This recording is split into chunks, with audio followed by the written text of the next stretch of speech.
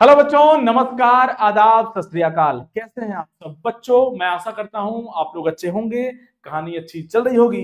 बच्चों, मेरा नाम है विनाश कुमार और आप देख रहे हैं आपका खूबसूरत सा चैनल फिजिक्स लाइफ। बच्चों, आज हम लोग डिकोड करने वाले हैं जेईई एडवांस का फर्स्ट क्वेश्चन। बच्चा, पहला क्वेश्चन जेईई एडवांस का क्वेश्चन हमारे पास है ना, उपलब्ध है बच्चा। और क्वेश्चन आपको स्क्रीन पे दिख रहा होगा,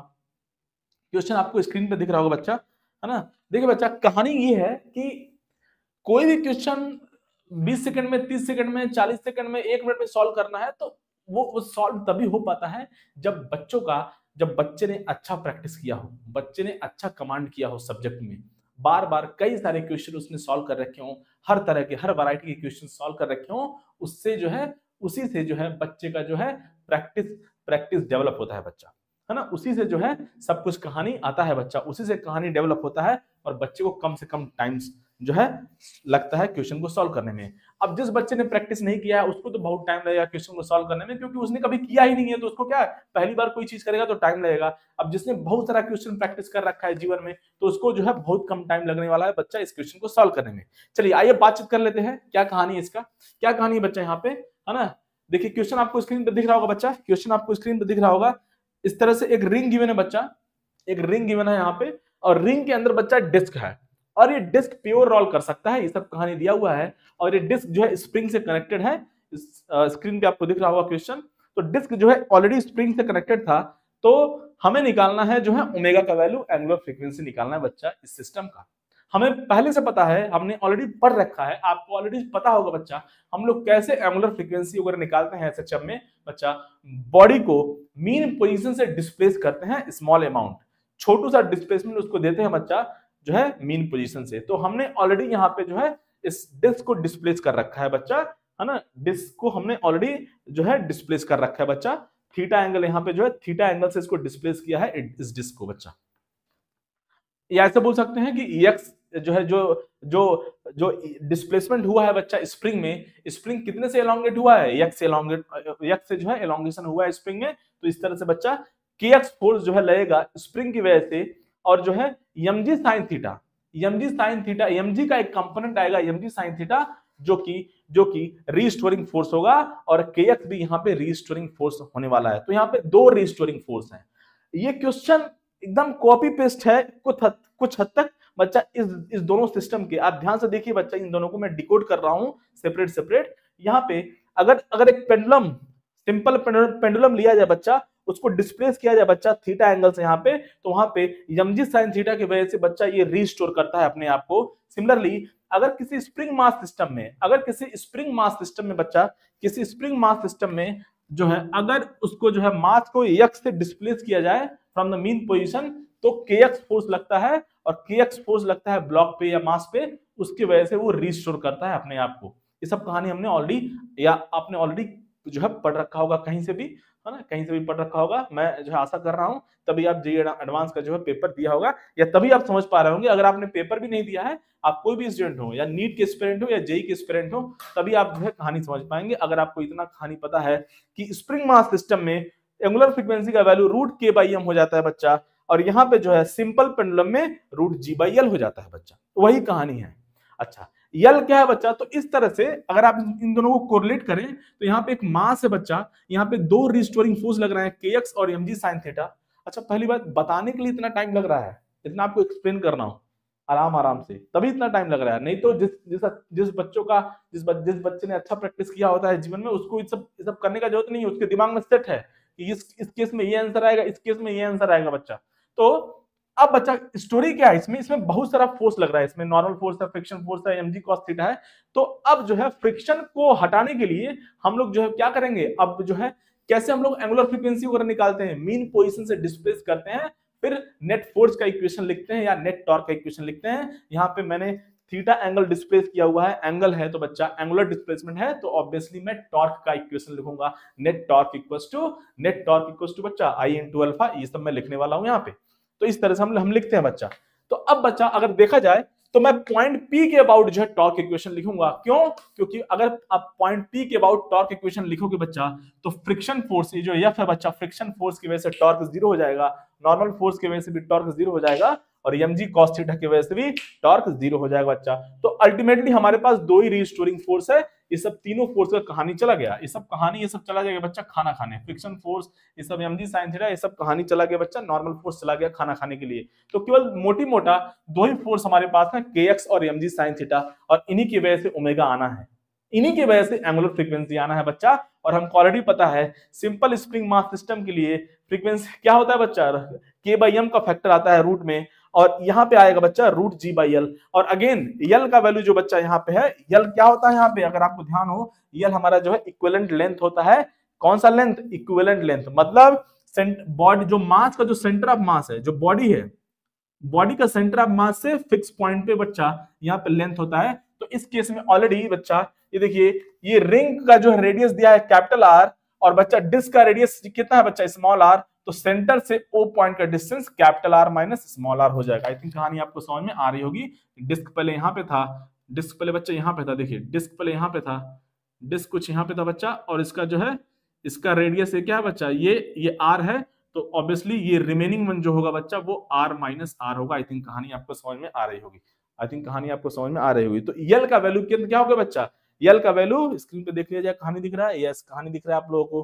तो बच्चा इस तरह से यल का वैल्यू हमारे दिमाग में ऑलरेडी सेट हो गया कि यल का वैल्यू क्या है, capital R minus small R है। अब आइए तो नेट टॉर्क का इक्वेशन लिखा जाए बच्चा, किसके अबाउट, पी के अबाउट। अब जो है ये सब छोटा छोटा बात है, सब बच्चों को इतना बताने के लिए टाइम लग रहा है, बच्चों को एकदम रट के होना चाहिए। जो बच्चा जेईई एडवांस का प्रिपरेशन करता है या नीट का प्रिपरेशन करता है कुछ भी, तो उनको जो है क्वेश्चन सॉल्व करते करते इतना जो है दिमाग में सेट हो जाता है कि मोमेंट ऑफ इनर्शिया क्या होगा।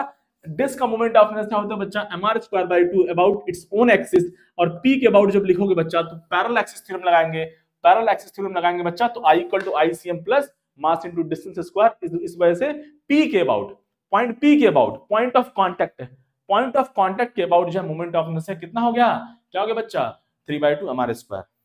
इंस्टेंटेनियस सेंटर ऑफ रोटेशन, ये सब कहानी आपने पढ़ा होगा, इंस्टेंटेनियस सेंटर ऑफ रोटेशन। तो अब बच्चा कहानी क्या है, अब इतना सॉल्व करने का जरूरत नहीं है। इस केस में बच्चा आप देखिए ये दोनों रीस्टोरिंग फोर्स, अब कैसे इसको सॉल्व करना है, दोनों रीस्टोरिंग फोर्स ऐड होने हैं, दोनों रीस्टोरिंग फोर्स क्या बच्चा ऐड होने हैं, दोनों रीस्टोरिंग फोर्स ऐड होने हैं। तो इसकी वजह से बच्चा जो फैक्टर आएगा, इसकी वजह से जो फैक्टर आएगा बच्चा, ओमेगा में डायरेक्ट आप लिख सकते हैं, इतना सोचने का जरूरत नहीं है।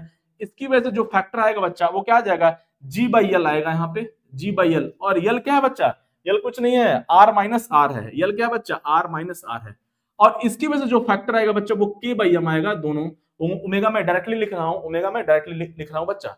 कैसे लिखते हैं अगर आपको याद हो तो ऐसे लिखते हैं ना, अरे I × alpha plus k × theta equal to 0। यहां से अल्फा क्या होता है बच्चा, यहां से अल्फा होता है रूट k/i इंटू थीटा, है ना। और ये हमारा क्या होता है बच्चा, ये हमारा जो है k/i, और ये हमारा ओमेगा स्क्वायर होता है, हमें पता है। तो ओमेगा स्क्वायर क्या होता है बच्चा, फाइनली ओमेगा स्क्वायर हमारा होता है बच्चा क्या, k/i। और जो यहाँ पे k क्या है बच्चा, SHM कांस्टेंट है, स्प्रिंग कांस्टेंट नहीं है, याद रखेंगे। k क्या है, SHM कांस्टेंट है। तो ओमेगा स्क्वायर हमारा k/i होता है।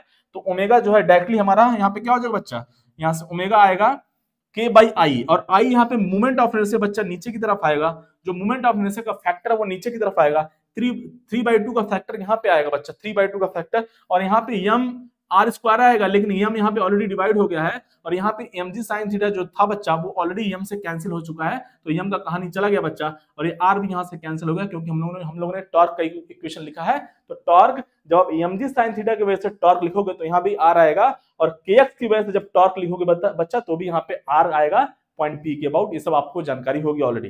तो बस मैं क्वेश्चन को सॉल्व करने का बता रहा हूँ कि कैसे हम लोग आसानी से इसको सॉल्व कर सकते थे। तो बच्चा ये फैक्टर हुआ, इसकी वजह से इस सिंपल जो है mg sin थीटा की वजह से हो गया बच्चा, और स्प्रिंग मास सिस्टम की वजह से हो गया। और 3/2 का फैक्टर ये नीचे की तरफ आएगा, क्यों, क्योंकि ip क्या बच्चा 3/2 mr²।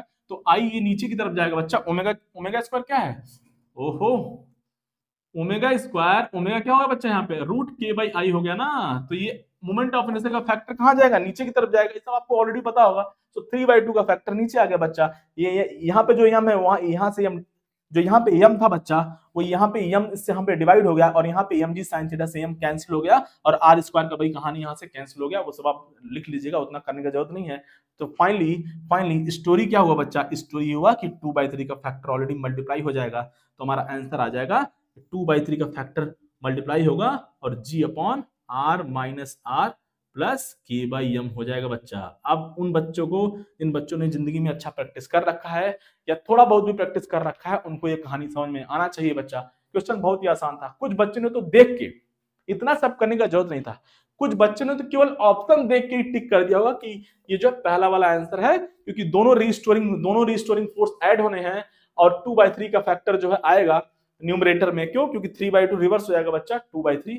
तो ये आंसर था बच्चा, क्योंकि हमें टॉर्क इक्वेशन लिखना था पॉइंट पी के अबाउट। तो मोमेंट ऑफ इनर्शिया जो है 3/2 mr² होगा और मोमेंट ऑफ इनर्शिया डिवाइड होगा डिनोमिनेटर में है यार, तो यहाँ पे 3/2 का फैक्टर आएगा तो वो रिवर्स हो जाएगा ऊपर जाके 2/3। इतना सोचना था। जो अच्छा स्टूडेंट होता है, जिन्होंने जीवन में बहुत सारा प्रैक्टिस कर रखा है, जिन स्टूडेंट का रैंक अंडर 100 अंडर 200 आता है बच्चा, वो सब इतना लिखने का जरूरत नहीं है उन सबको, वो सब इतना सब नहीं लिखते हैं। उनके दिमाग में कैलकुलेशन चलती रहती है, क्योंकि उनने ऑलरेडी बहुत सारा प्रैक्टिस कर रखा होता है कि हाँ ऐसे हो जाएगा, वैसे हो जाएगा, ऐसे दिमाग में कैलकुलेशन चलता रहता है बच्चा, और कहानी जो है फाइनली रिजल्ट आ जाता है। और ऑब्वियसली 4 ऑप्शन है, तो 4 ऑप्शन गिवन है, तो इन्हीं में से आंसर होना है। तो हमारा जो है पहला आंसर हो गया बच्चा, ये हो गया हमारा कहानी। तो इस तरह से जो है, जो बच्चा अच्छा प्रैक्टिस करता है वो ऐसे ही सोचता है।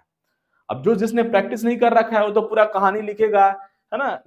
मतलब इस क्वेश्चन को सॉल्व करने के लिए सिंपल केवल यह बीडी ड्रॉ करना था। यहां से जैसे ही आपने यह बीडी ड्रॉ किया, आपके दिमाग में तुरंत सेट होना चाहिए। अब देखिए, मैं फिर से बोल रहा हूं, एक बार फिर से रिपीट करता हूं। देखिए, जैसे ही आपने फ्री बॉडी डायग्राम बनाया, इसको डिस्प्लेस किया डिस्क को, आपको दिमाग में आ गया कि kx और mg sin थीटा का यहाँ पे क्या है बच्चा, दो रीस्टोरिंग फोर्स है, तो दोनों के वजह से mg sin थीटा के वजह से g/l का फैक्टर और kx की वजह से k/m का फैक्टर आना चाहिए, और दोनों को ऐड होना है, बच्चा। तो इसीलिए यहाँ पे देखिए, यहाँ भी एडिशन है, यहाँ भी एडिशन है, यहाँ भी एडिशन है। ये तो हो ही नहीं सकता है, ठीक है, दोनों एडिशन नहीं है।